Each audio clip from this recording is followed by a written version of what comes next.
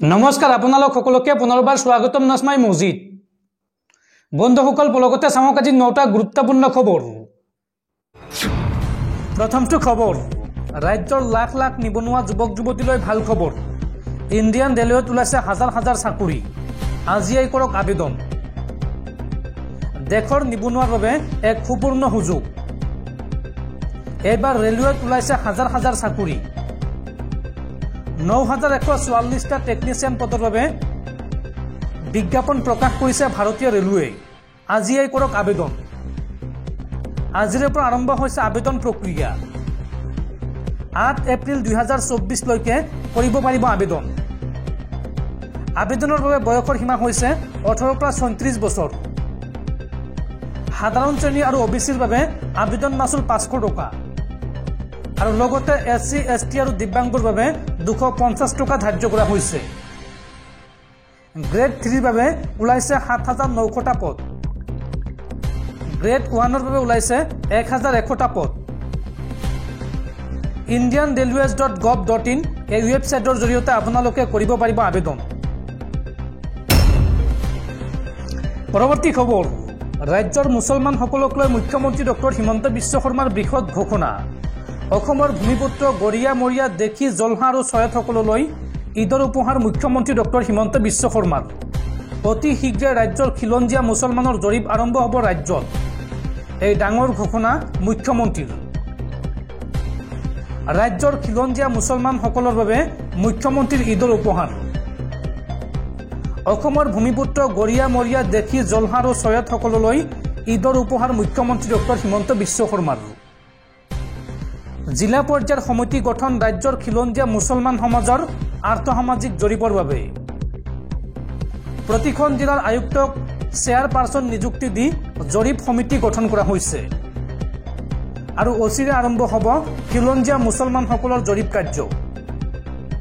এই জৰীপ কাৰ্য নিয়াৰিকৈ কৰিবলৈ আহ্বান খিলঞ্জীয়া মুছলমানৰ আৰু মুখ্যমন্ত্ৰীৰ এই পদক্ষেপক ধন্যবাদ জ্ঞাপন ৰাজ্যৰ খিলঞ্জীয়া মুছলমানসকলৰ। পৰৱৰ্তী খবৰ, বনকৰা কিশোৰীক যৌন নিৰ্যাতন চলোৱা DSP গ্ৰেপ্তাৰ। দেৰগাঁৱত DSP কিৰণ নাথক গ্ৰেপ্তাৰ কৰা হৈছে। দেৰগাঁও থানাত ৰুজু হোৱা গোচৰৰ ভিত্তিত গ্ৰেপ্তাৰ কৰা হয় কিৰণ নাথক আৰু DSP কিৰণ নাথক গ্ৰেপ্তাৰৰ কথা জনালে গোলাঘাটৰ আৰক্ষী অধীক্ষক ৰাজেন সিঙে। উল্লেখযোগ্য যে দীৰ্ঘদিন ধৰি বনকৰা যুৱতীক চলাই আহিছিল যৌন নিৰ্যাতন আৰু ভুক্তভোগী যুৱতীগৰাকীৰ পৰিয়ালৰ গোচৰৰ ভিত্তিত গ্ৰেপ্তাৰ কৰা হৈছে DSP কিৰণ নাথক। বন্ধুসকল, তাৰপিছত ৪ নম্বৰ খবৰটো জনোৱাৰ আগতে আপোনালৈ এটা সৰু ৰিকুৱেষ্ট, যদি তেওঁলোকে এইটো ভিডিঅ'ত লাইক কৰা নাই তেন্তে প্লিজ এটা লাইক কৰি দিয়ক আৰু এনেকুৱা ধৰণৰ নতুন নতুন ভিডিঅ' পাবলৈ চেনেলটো ছাবস্ক্ৰাইব কৰি কাষত থকা বেল আইকনটো প্ৰেছ কৰি ৰাখক। পৰৱৰ্তী খবৰ, গুৱাহাটী মহানগৰীত পুনৰ ভয়ংকৰ ঘটনা। এইবাৰ গুৱাহাটী মেডিকেল কলেজ হাস্পাতালত গ্ৰেপ্তাৰ কৰা হৈছে 3টা তেজৰ দালালক। মুখ্যমন্ত্ৰীৰ কঠোৰ নিৰ্দেশৰ পিছতো GMCHত অব্যাহত আছে দালালৰ দপদপনি। ধনৰ বিনিময়ত তেজ যোগান ধৰি আহিছে এটা দুষ্ট চক্ৰই আৰু এই সন্দৰ্ভত ভঙাগড় আৰক্ষীয়ে অভিযান চলাই গ্ৰেপ্তাৰ কৰিছে 3টাকৈ তেজৰ দালালক। পৰৱৰ্তী খবৰ, ভাৰতীয় নৌসেনাৰ বৃহৎ সফলতা। আৰৱ সাগৰত বৃহৎ অপাৰেশ্যন ভাৰতীয় নৌসেনাৰ। মাৰ্কছ কামাণ্ডৰ আগত ৩৫গৰাকী জলদস্যুৰ আত্মসমৰ্পণ। জলদস্যুৰ বিৰুদ্ধে পুনৰ ভাৰতীয় নৌসেনাৰ সফল অভিযান। নৌসেনাৰ সন্মুখত ৩৫গৰাকী সোমালিয়ান জলদস্যুৰ আত্মসমৰ্পণ। ৪০ ঘণ্টা ধৰি চলা অপাৰেশ্যনৰ অন্তত বৃহৎ সাফল্য ভাৰতীয় নৌসেনাৰ। বাণিজ্যিক জাহাজ অপহৰণ কৰা জলদস্যুৰ ওপৰত অপাৰেশ্যন ভাৰতীয় নৌসেনাৰ। জলদস্যুৱে বন্দী কৰি ৰখা ১৭গৰাকী ভাৰতীয় নাগৰিকক মুকলি কৰিলে নৌসেনাই। আৰৱ সাগৰত মাৰ্কছ কামাণ্ডৰ ধাৰাবাহিক অভিযান। IF C-17 বিমানেৰে এয়াৰড্ৰপ কৰিছিল মাৰ্কছ কামাণ্ডোৱে আৰু অপহৃত জাহাজ থকা স্থানত এয়াৰড্ৰপ কৰি চলাইছিল অপাৰেশ্যন। বায়ুসেনাৰ সহযোগত INS কলকাতা জাহাজে ৪০ ঘণ্টা ধৰি চলাইছিল অভিযান।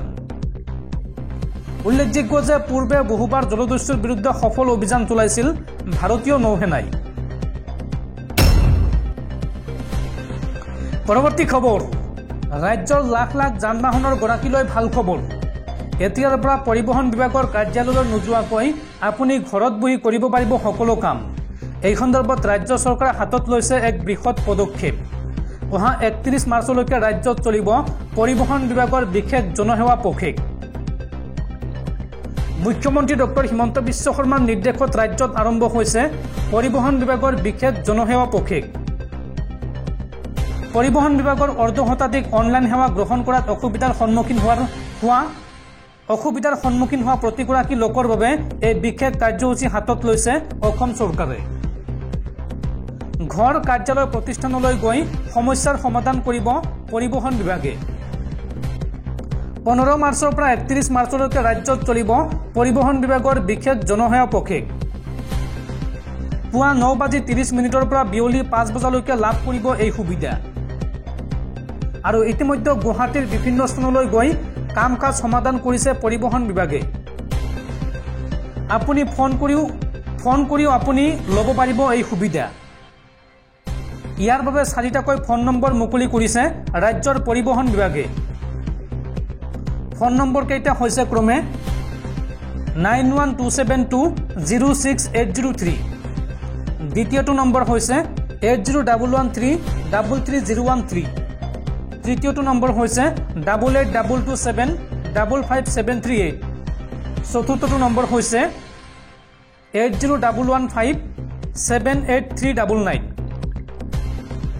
বিশেষ জনসেৱা পখেকৰ সময়ত সকলো শ্ৰেণীৰ বাহনৰ মালিক উদ্যোগ প্ৰতিষ্ঠান নিৰ্মাণকাৰী সংস্থা আদিয়েও এই সুবিধা ল'ব পাৰিব অসুবিধাসমূহ অৱগত কৰা মাত্ৰকে পৰিবহণ বিভাগৰ বিশেষ সহায়কাৰী বিষয়াৰ দল উপস্থিত হ'ব আপোনাৰ ঘৰ বা কাৰ্যালয়ত বীমা ফিটনেছ প্ৰদূষণ পাৰ্মিট আদিৰ সকলো নথি আপডেট আপুনি কৰিব পাৰিব কাৰ্যালয়লৈ নোযোৱাকৈয়ে 50টাৰো অধিক সেৱা এই নম্বৰৰ জৰিয়তে ফোন কৰি আপোনালোকে ঘৰত বহি বা অফিচত বহি কৰিব পাৰিব